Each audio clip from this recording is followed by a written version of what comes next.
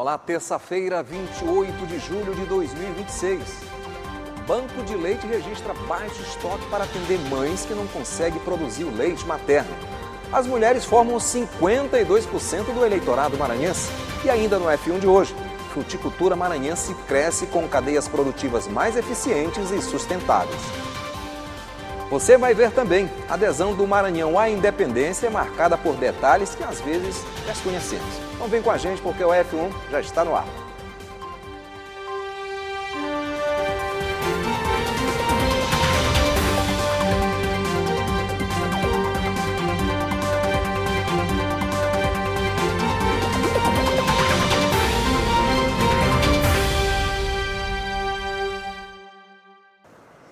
O leite materno é considerado o alimento mais completo para os primeiros meses de vida e pode ser decisivo na recuperação de recém-nascidos em tratamento hospitalar. Muitas vezes, as mães não conseguem produzir o leite necessário para os filhos e recorrem ao banco de leite, mas por lá os estoques estão baixos.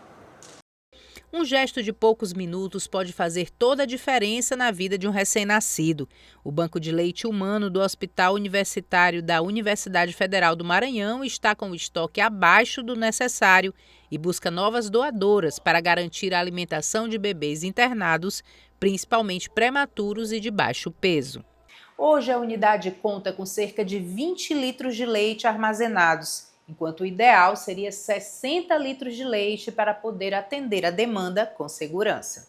Nós temos aí uma média de 20, 25 bebês na nossa unidade que nós podemos ofertar, mas ainda assim é uma oferta baixa, infelizmente, porque nós temos uma unidade de terapia intensiva onde os leites eles rodam muito e finais de semana a gente acaba não abarcando tanto essa demanda que é tão grande. Nós temos aí um estoque para 20 dias e nós sabemos que é pouco para o tamanho da demanda que nós temos aqui na nossa unidade. Então, por isso que nós fazemos tantas campanhas para a doação de um alimento que é tão importante, tão rico, que é o leite materno. O leite materno é considerado o alimento mais completo para os primeiros meses de vida e pode ser decisivo na recuperação de recém-nascidos em tratamento hospitalar. Mulheres que estejam amamentando e tenham boa saúde podem se tornar doadoras. O Banco de Leite orienta todo o processo de coleta, fornece os frascos esterilizados e, em muitos casos, realiza a coleta diretamente na casa da doadora. Além de fortalecer a saúde dos bebês mais vulneráveis, a doação de leite humano representa um gesto de solidariedade capaz de transformar vidas. Uma pequena quantidade doada pode alimentar vários recém-nascidos e contribuir para que eles tenham mais chances de crescer com saúde e superar os desafios dos primeiros dias de vida. O TRE Maranhão divulgou dados que mostram o perfil do eleitorado maranhense. E as mulheres continuam sendo maioria, com 52% do total de pessoas aptas a votar no dia 4 de outubro. Esse é um cenário cada vez mais presente nas eleições brasileiras. As mulheres formam a maioria do eleitorado. São 53% das pessoas aptas a votar, o equivalente a cerca de 83 milhões de eleitoras. Ser maioria no eleitorado significa que as mulheres têm enorme poder de decisão nas eleições. Mais do que números, elas influenciam no debate público, definem prioridades e ajudam a construir os rumos da política brasileira. Nós mulheres representamos hoje 53% do eleitorado nacional no Brasil. Isso significa 93 milhões de mulheres votantes, ou seja, se fosse para ser uma eleição majoritária era impossível se não houvessem as mulheres. Isso é significativo e grandioso, é massivo. Mas mesmo assim, apenas 18% das mulheres hoje ocupam cadeiras no Congresso Nacional. Ou seja, ao passo que nós temos uma observação importantíssima do crescimento das mulheres na política, nós também temos esse outro lado, que é das mulheres de fato ocupando uma cadeira, ocupando pautas importantes, ocupando coisas que de fato interessam para a sociedade. Em um país com mais de 500 anos de história e uma democracia ainda jovem, pode parecer que o direito ao voto feminino sempre existiu. Mas a história mostra o contrário.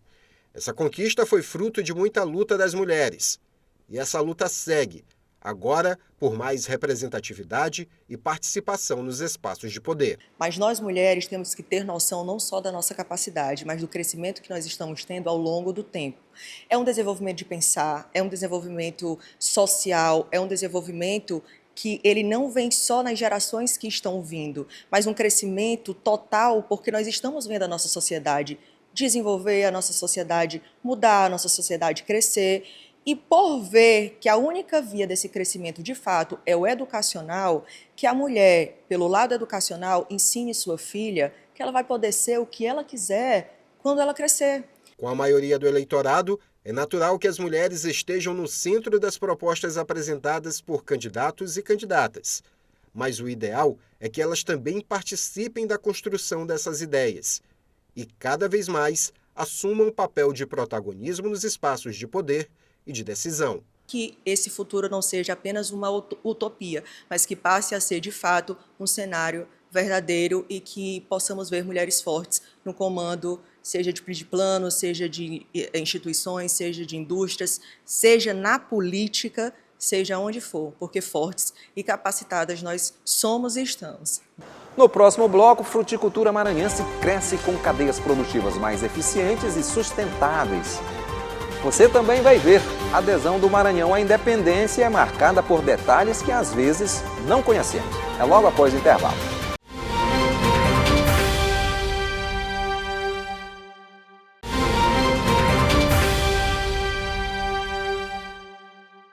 Cada vez mais o setor agrícola vem crescendo em todo o estado. E um bom exemplo vem da fruticultura.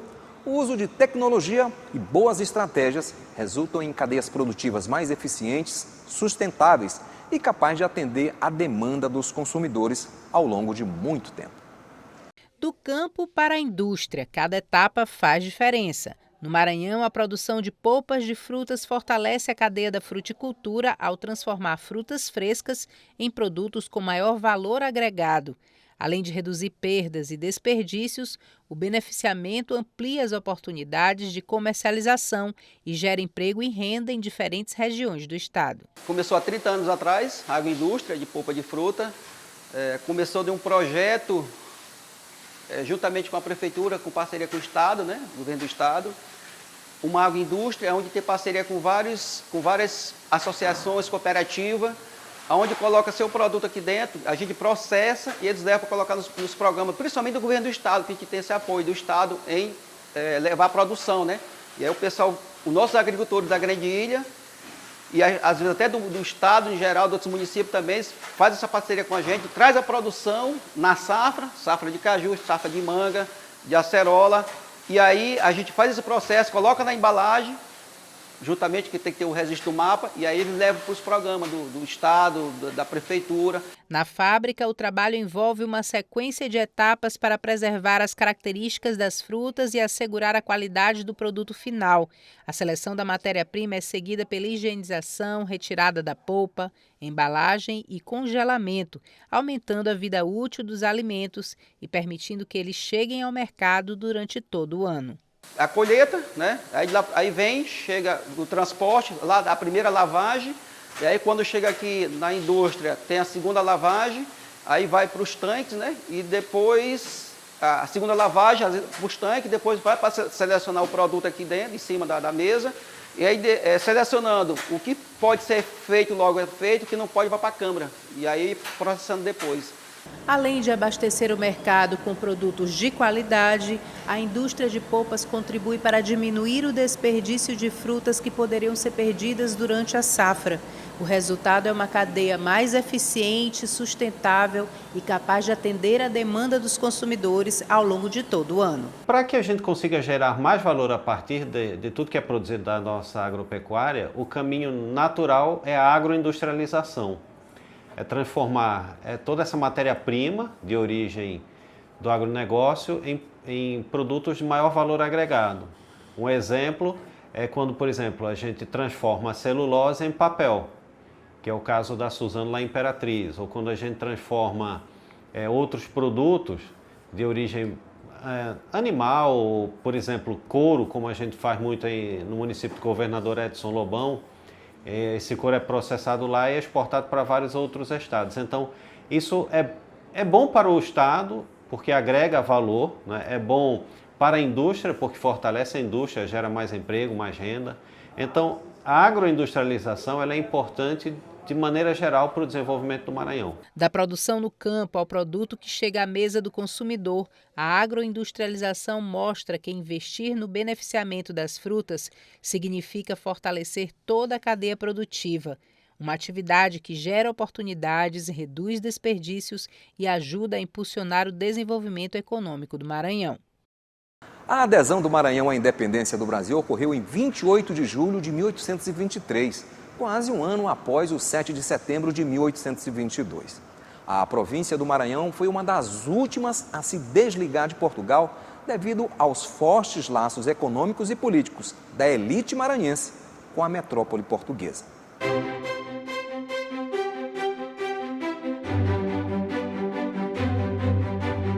Dia 28 de julho, o Maranhão celebra um marco histórico, um processo que levou quase um ano para se concretizar.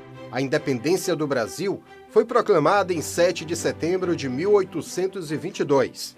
Mas para que o país se tornasse efetivamente independente, foi preciso enfrentar conflitos em diferentes regiões. No Maranhão, a separação de Portugal foi a mais tardia entre todas as províncias. Foram longos dias e meses até que a adesão acontecesse.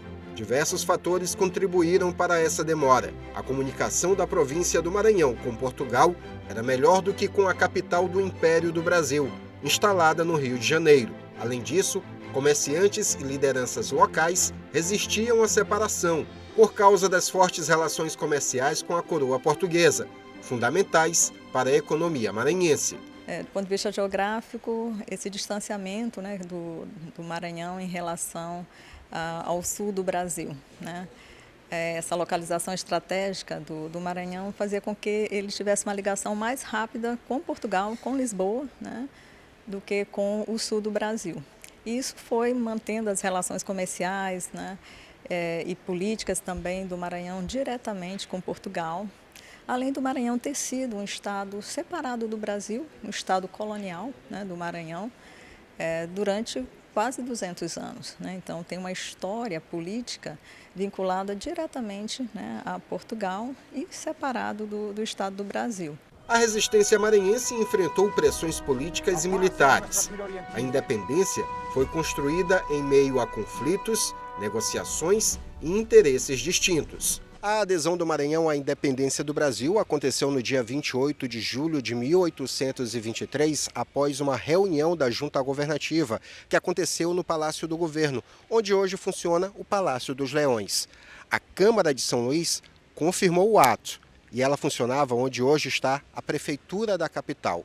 Mas houve um segundo momento que ratificou de vez essa adesão, e ele aconteceu na cidade de Caxias. A cidade da região dos Cocais foi o último foco de resistência portuguesa na província, cedendo às pressões pela independência no dia 1º de agosto de 1823. A adesão do Maranhão foi decisiva para consolidar a unidade territorial do Brasil. As elites maranhenses elas vão ter um trabalho a partir do 28 de julho para tentar comprovar, né, que os maranhenses queriam a independência, né? E aí começa aquele jogo de representação, né? No sentido de dizer, olha, a independência demorou por conta dos portugueses que governavam a província, né? Nós, os maranhenses, sempre quisemos a independência. Então vai ter todo um projeto também para tentar mostrar, né, que o que aconteceu, essa dita demora, essa adesão tardia,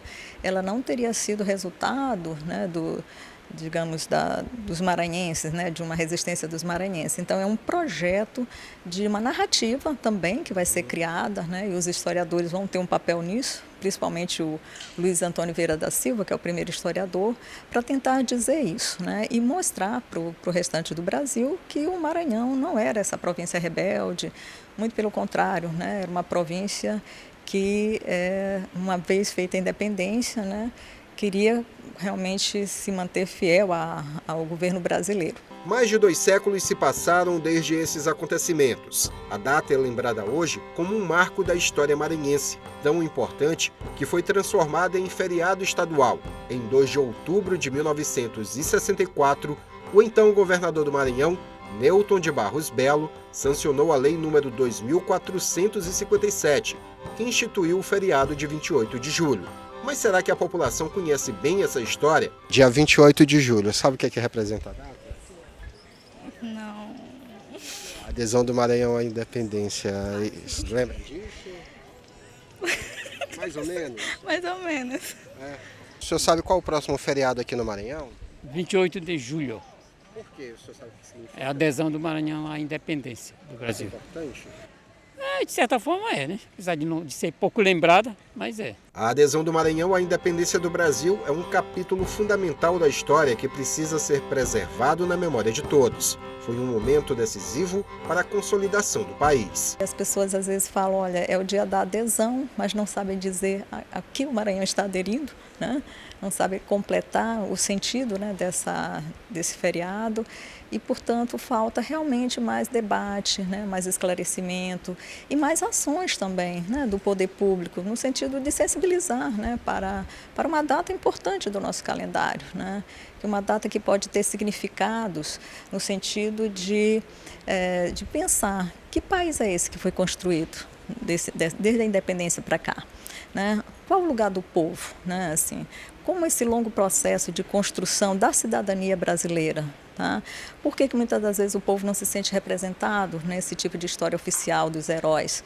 Então, assim, a data ela serve para a gente pensar questões sobre o Brasil, sobre a sociedade brasileira e principalmente sobre o nosso presente, né? Sobre a situação do nosso país. Então, assim, a gente tem que unir as duas coisas, né? Passado e presente, né? E a data pode ser esse momento simbólico, né? Para a gente refletir sobre a nossa história, né? E sobre o que nós queremos realmente enquanto nação.